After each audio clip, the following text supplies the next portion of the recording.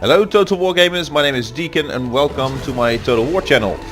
And would you play Mortal Empires campaigns? That's basically the question I'm going to try help you get answered for yourself as we play through this review campaign of Warhammer II, the Mortal Empires with Durthu and the Wood Elves. So hopefully we're going to have loads of battles and lots of fun at that.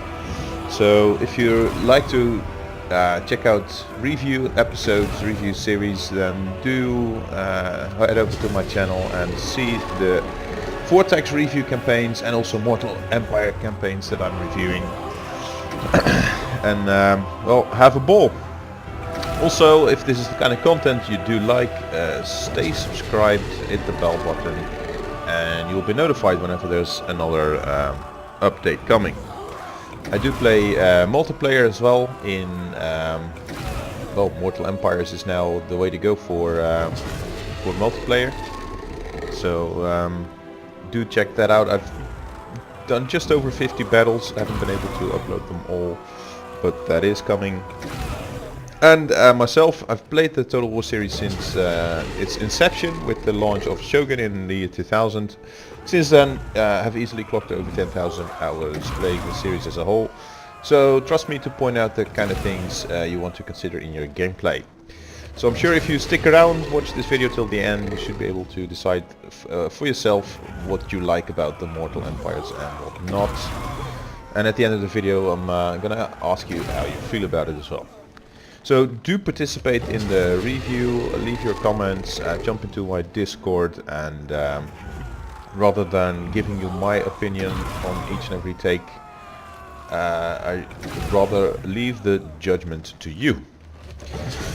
So as you can already feel, we will have loads to discuss, and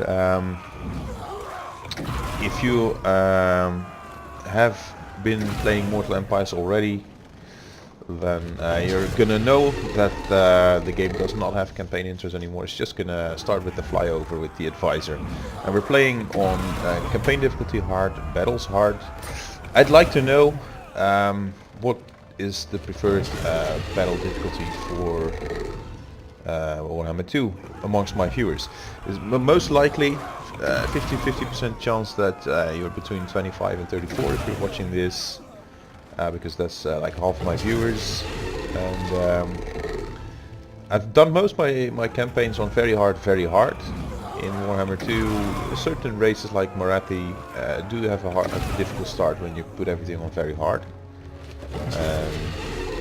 So I wonder if not too many people actually play that kind of difficulty level, then you're probably also less interested in seeing how that plays out. And well, I'm now doing a couple of hard series in Mortal Empires just to stroll through the game on a more easy pace and do live commentary in the meanwhile.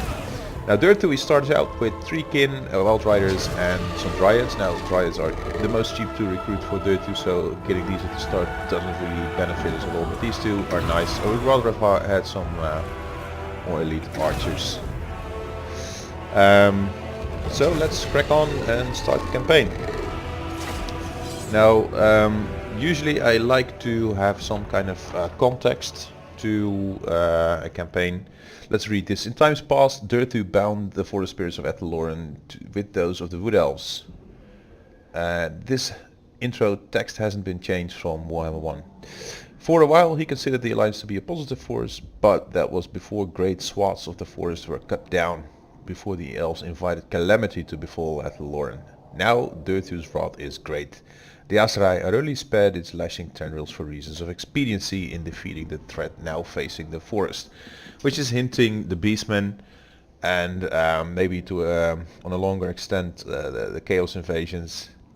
But this is not tailored to the Mortal Empires campaign so neatly. And the funny thing is that Durthu is actually one of the fewer characters in the lore that did meddle into the affairs of the Warhammer world global politics, so to say. So he did save Astariel, one of the heirs to the throne of the High Elven Kingdom, from Ulthuan, brought her through the world routes into Athelloren, and kept her safe there only to emerge later and return to the political scene. And for him being a forest spirit, attuned to the world developments in the Warhammer world, kind of creates a background for him to actually put spheres of protection around outside of Athelloren. I mean, because for the rest, Orion, law-wise, doesn't really have too much business conquering Bretonnia, for example. But at least Durthu, you can picture him going about and deciding that there's been enough of corruption going on and that he's gonna create safe havens in other areas of the world. So that is something that we can use as a background story to Immortal Empire's Wood Elf campaign, led by Durthu. And similarly, of course, Mazda Mundi can have a genocide purpose, aiming to put the whole world under Lizardman rule, to protect the powers of the ancients. That does fit with Mazda Mundi. Also Skaven, they have their legitimate reasons to corrupt the entire world, and pretty much does tie into the end time scenario. And of course Chaos also doesn't break any law if they invade everywhere. But for Bretonnia, to outside from a couple of crusades, and for the Empire outside a few New World colonies, it doesn't really fit with their lore. Also for Orion with his Wood Elves, doesn't really fit with the lore to expand territory and create an empire which is so incredibly large as that you're able to create with this new Immortal Empires campaign map. So with that in mind, we are going to play around with Durthu and his elves. Elves considered, I tend to like them, prefer them over all the other races. So I'm attracted to the Wood Elves, the Dark Elves, the High Elves. In multiplayer, I've actually only played as those three so far. While on the tabletop, I'm not really much of a tabletop player, but I am a tabletop collector. I have a 10,000 point Bretonnia army, and I'll shut up. Hail to you, Durthu, eldest of the ancients. I come to offer assistance in these dark times, to help you exact revenge on the enemies of Athelloren.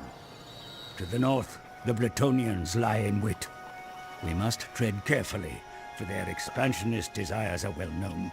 Yet they could be firm allies against other foes. You can see Oakland. Furthermore, greenskin incursions are increasing, defiling the sanctity of the forests with their filth. The only answer is war. Dwarven architecture. Move against their mountain hovels and end their sorry sorties into your lands. To the west, the beastmen herds are massing. These cloven beasts will desecrate everything, including your sacred woodlands, unless stopped by force of arms. You must turn the tables, take the hunt to them. The taint of chaos must not despoil the King's Glade. Though the men of the lowlands know the price of intrusion, they still trespass upon your hallowed groves. No more. Drive them from the forest's edge.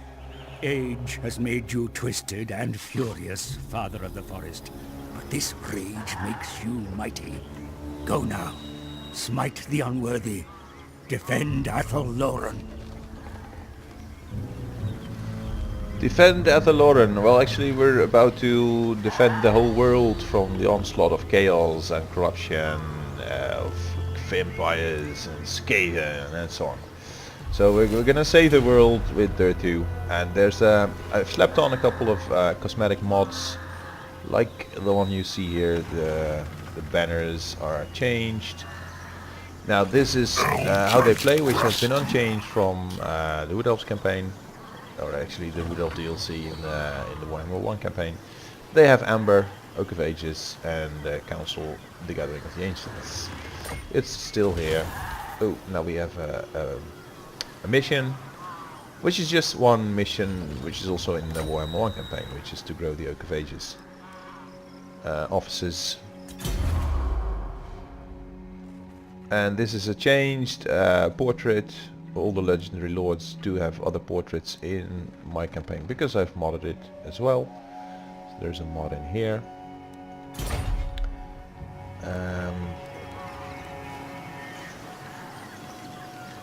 It looks rather nice. I also have a mod that enhances the campaign graphics. And the sea, if we can see it, no we can't. Oh yeah, we see a little bit of it. It's more and more dark bluish, deeper blue.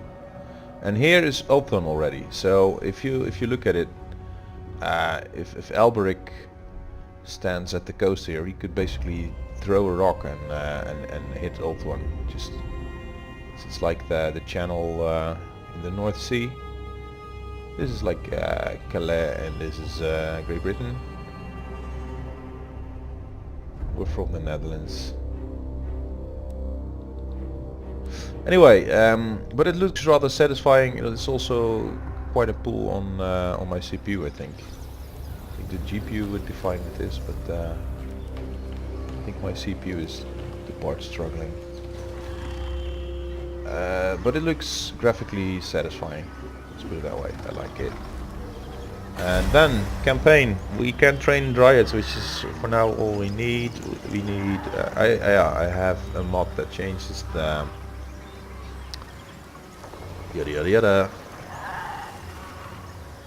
the tiers. Not the tiers. These things, you know.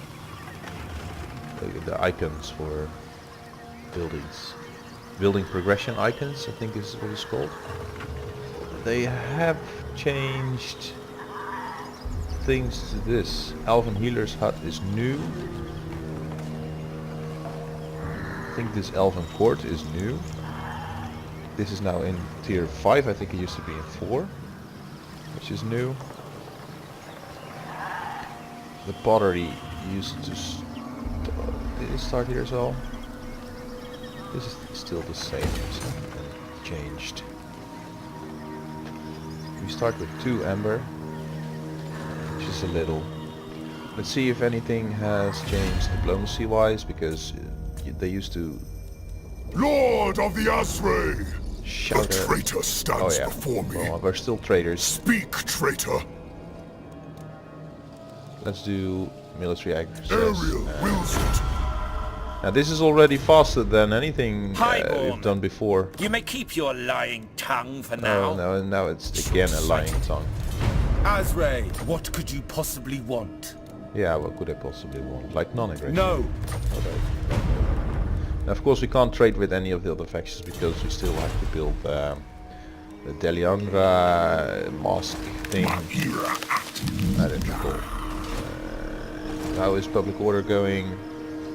Let's deploy Katra. And I need to rename her. She's gonna be called Draika, which is a more lawful name. If you're into lawful names, please give me suggestions. I keep a list of names from the lore that I rename my lords and characters and heroes after. So I do have a bunch of names, but I'm always short of branch rate names, tree man, tree names, and those two are most particular, and female names. Lord hero not move. No, that's correct. He's staying. She's staying. And we should develop some stuff. So how do you like the new banners? Karaknorn.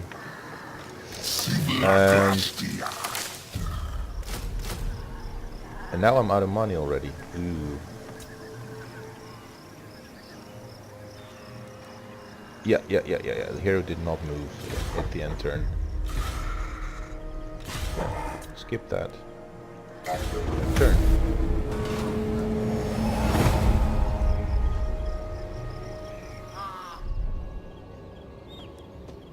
Yeah.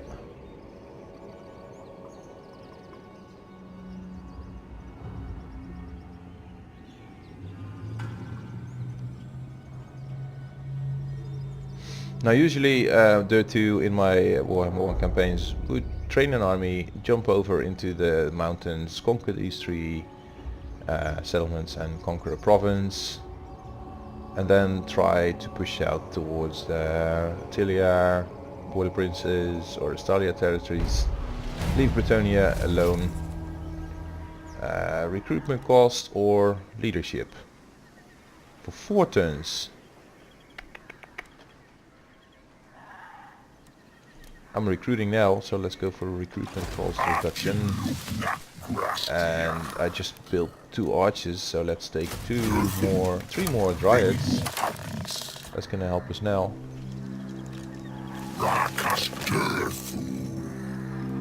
We have 3 archers. I would like to have more, but we started at war with Karknorn in the previous build, yes, and we are still at war with them. But they're also at war with Crooked Moon, and they're actually stronger than Karknorn, so if we leave them to themselves for a little while, then hopefully they kill each other off just a little bit, so we can... Hero is deployed, isn't she? Are you deployed? Can I deploy heroes?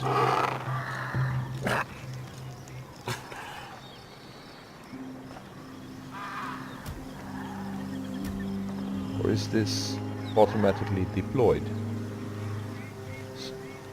Increases growth. She used to increase public order. So has that been reworked? Replenish, stimulate growth.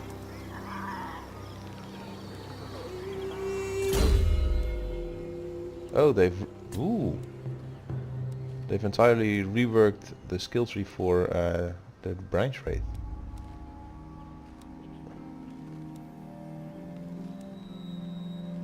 There's actually nothing here that improves public order anymore.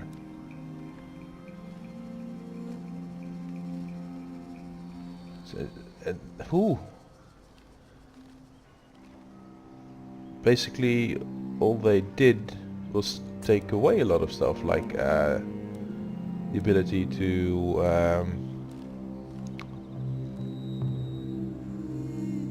specialize in assassination, or to the ability to attack troops, to attack units.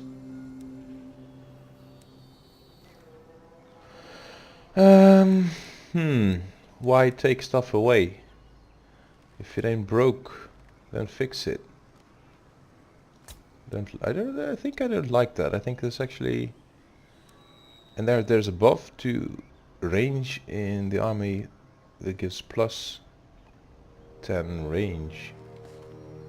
That is probably one of the traits, the Talon of Kurnus. So Katra, in this case Draika, comes with Talon of Kurnus. Alright.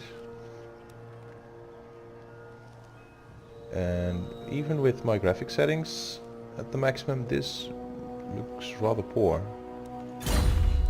Anyway, because even this looks better, isn't it?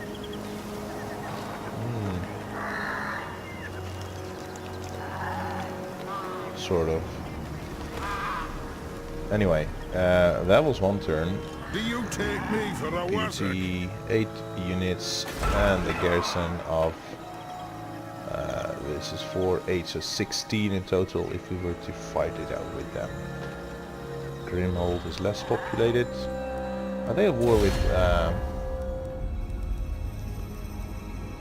It is time. yeah, they are at war with Crooked Moon. Skarsnik. He has 8 units, so they're just training up.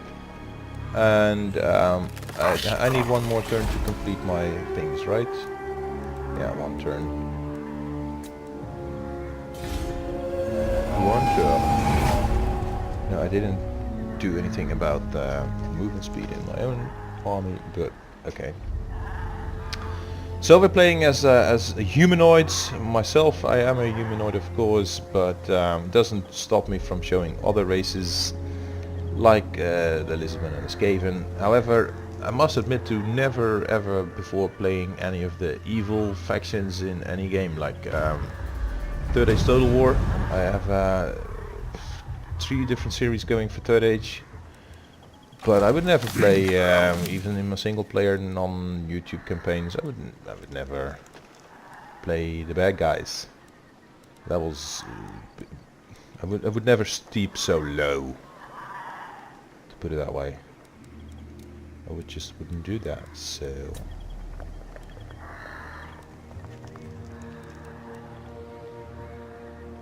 Still bringing in money, so I'm gonna need more troops, more units.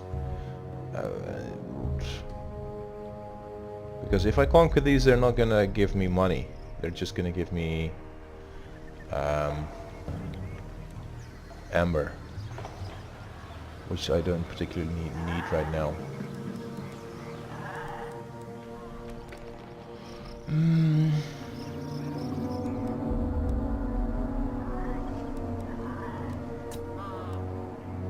What happens if I put her in the army? Replenish troops.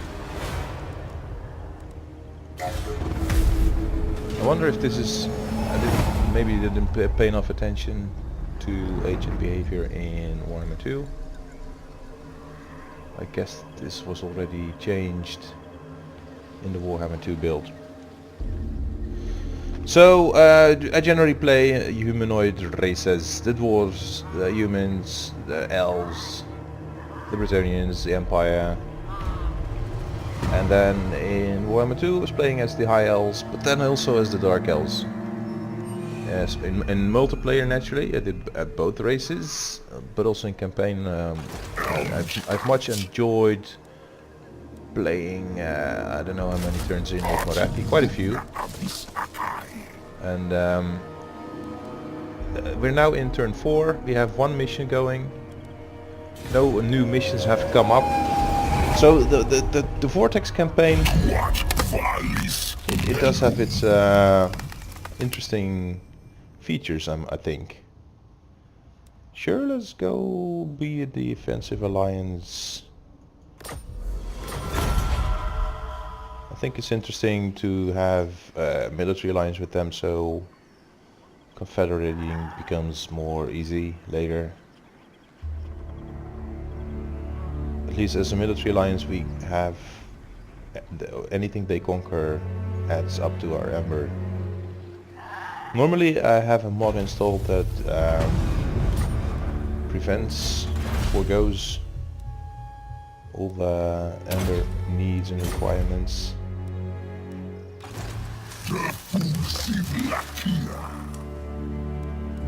I have 3 archers.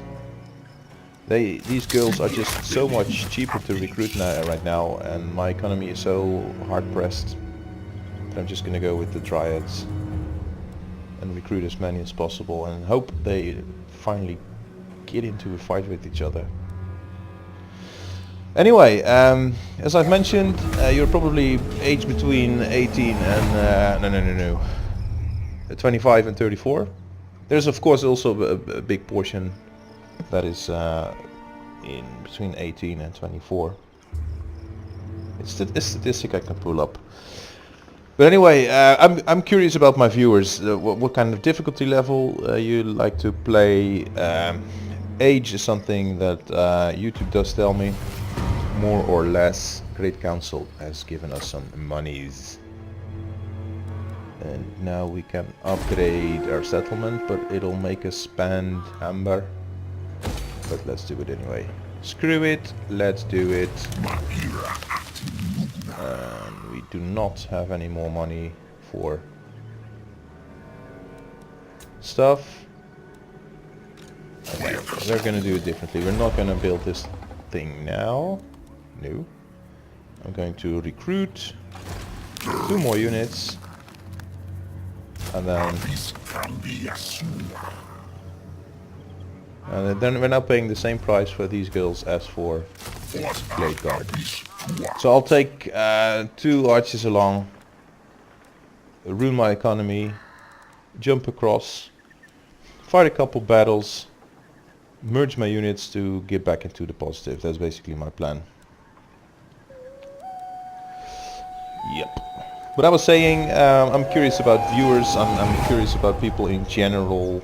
I'm just often curious about a lot of things. They want me to go to war. I'm gonna have a counter offer for you. Want a military alliance. They're not interested in that. Well then, hush. So that's one of the reasons why I have set up a Discord, and I always invite people to comment on the videos in the comment section below, because I like to get feedback from the community. And that's one of the... Of course I can see how many minutes people are watching my stuff, and just that very thing, having people watch my stuff, is gratifying. It's a reward in itself, and I like that. King in the wood, you may speak your honeyed words, but I will see the lie concealed within. Can I join wars except for Caravan? No. And it only reaches 1 ember. Wow. How dare you? That's not much. Highborn. Widriath. How about some This is trade? Lauren, home of the Oak of Ages. Non-aggression, military access. Military access would be so nice. We are actually strength rank 1. Is that... in absolute terms, we are the strongest army on the planet. Lord, what could you In the possibly world, if want? this is even a planet, maybe it's... By all means. So now we have non-aggression. Can we get trade? I'd like to get trade with you. Anyway. Durthu will have to walk up. No, he will have to jump. Just jump. Boom. Of course they can jump back, but then if they do, they will have Crooked Moon in their backs. Yeah, we're low on funds. Tell me about it. No, I will not shame my clan. You will not shame your clan. They have, they are still recruiting. They have 12 now, and their garrison is still 8, so there's 20. 20 against 20 if I seize them. And then I'm gonna have this army at my back. So I'm gonna have to progress in this direction anyway. But anyway, I like to play review campaigns and discuss the game, the state of the game, the different features, the pros and cons as I play. And hey, look at this! Just give it to me, baby.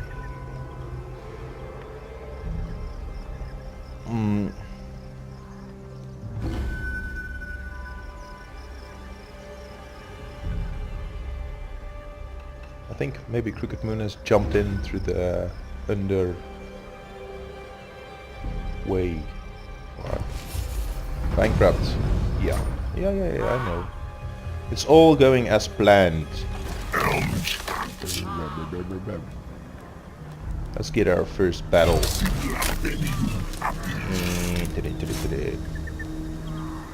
Durthu should be immune to all attrition. Oh, this is what capitalism does to our army. Makes people desert.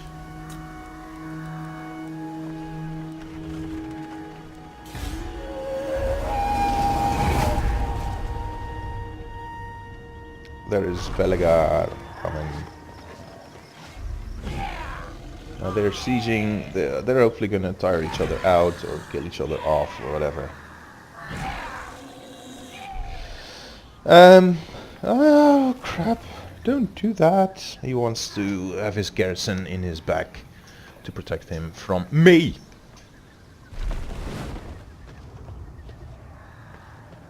Yeah, Skull Takers.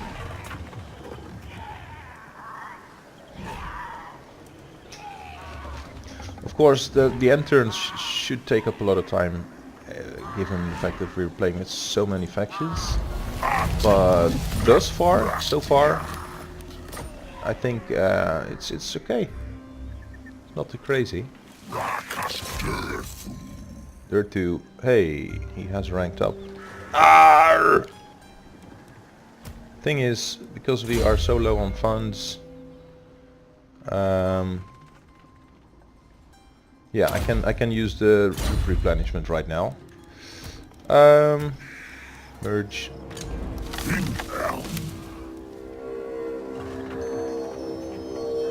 I think we've just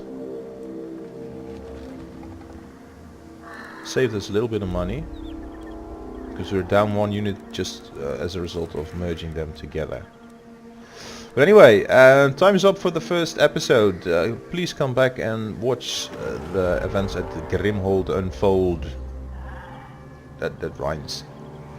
And if you've liked this video thus far, do leave it a like. And coming to a close with my previous point is, how do you like the Mortal Empire so far?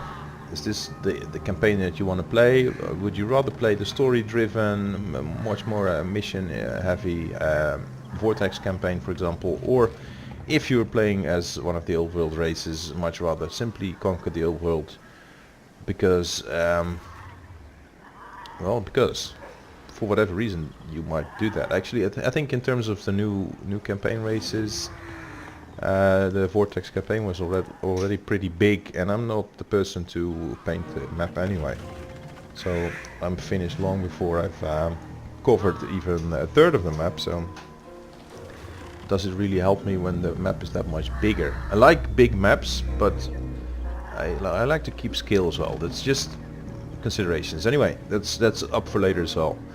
So plenty more stuff to see and hear. If you have any questions for me that you'd like to see answered, just drop them in the comment section down below, or jump into my Discord.